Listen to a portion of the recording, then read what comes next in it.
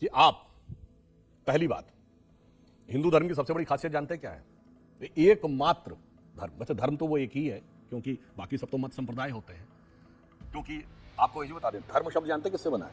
धर्म के जो 10 लक्षण कहे गए हैं, धरती क्षमा दमोस्तेयम शौच इंद्रिय निग्रह धी विद्या सत्यम क्रोधो दशकम धर्म लक्षण। धर्म मतलब धारण करना, उसी से धरती बनी है। धर्म का अर्थ होता है दैट बिहोल्ड, उसी से धैर्य बना है, उसी से धारण शब्द बना है। यानी जब आप उस चीज को, एलिमेंट को धारण करने की क्षमता से धरती है, धरती की कोई पहचान नहीं है, उस पर बने रास्तों की पहचान। इसीलिए हमारे क्या कर दिया? पंथ।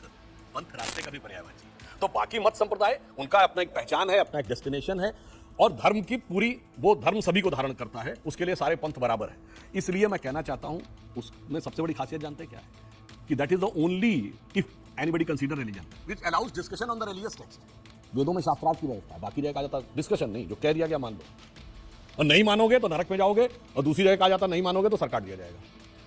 तो कहते हैं कि ईमानदारी से डिस्कशन करिए, डिस्कशन के बाद जो आपका थॉट है उसको एनालाइज करिए, और उसके बाद फाइनल कंक्लूड करिए। मगर बेसिक एक उदाहरण देना चाहिए। आपको पता है कि सबसे बड़ा मैन मेड ऑब्जेक्ट कौन है पहला जो सोलर सिस्टम के बियॉन्ड गया है?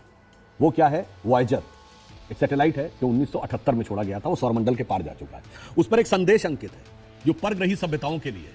उस संदेश को जिसने डिजाइन किया, उस साइंटिस्ट या कॉस्मोलॉजिस्ट का नाम है कार्ल सैगन। जाइएगा नेट पे, सर्च करिएगा, कार्ल सैगन ने क्या बोला है हम लोग, हमारे आपके बारे में, भारत के बारे में, हिंदू धर्म के बारे में। उसने ये लिखा है कि अब साइंस जिस कंक्लूजन में पहुंची है, the perpetual creation and destruction of universe and the infinite rebirth of the universe, यानी ब्रह्मांड का निरंतर सृजन और विध्वंस और उसके अनंत जन्मों की अवधारणा, जो आज विज्ञान जहां पहुंचा है, यह हिंदू धर्म के सिद्धांत में दिखाई पड़ती है।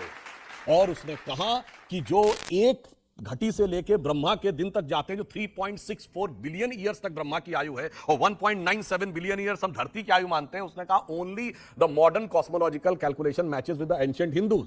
बाकी सब तो 1000 पे अटक गए, कोई लाख तक नहीं पहुंचा, हम अरब तक पहुंचे। इसलिए मैं कह रहा हूं उसको देखिए, और फिर शोपेनहावर को पढ़िए, जिसने कहा प्रेसिडिक philosophy the height of human, product of highest human wisdom. अगर थोड़ा सा भी आप अंग्रेजी में पढ़ना चाहते हो तो इनको पढ़ लीजिए, हिंदी में पढ़ना चाहते हो स्वामी विवेकानंद और शंकराचार्य को पढ़ लीजिए, और यदि किसी को सौभाग्य से संस्कृत आती हो अच्छी, फिर तो आप सीधे सीधे ग्रंथ को पढ़ लीजिए। और आप पढ़ेंगे तो आपको जानते क्या समझ में आएगा? जीवन की बहुत बड़ी सार्थकता समझ में आएगी।